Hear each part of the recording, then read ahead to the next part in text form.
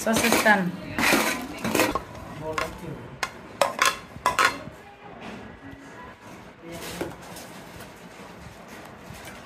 কোনো সাজা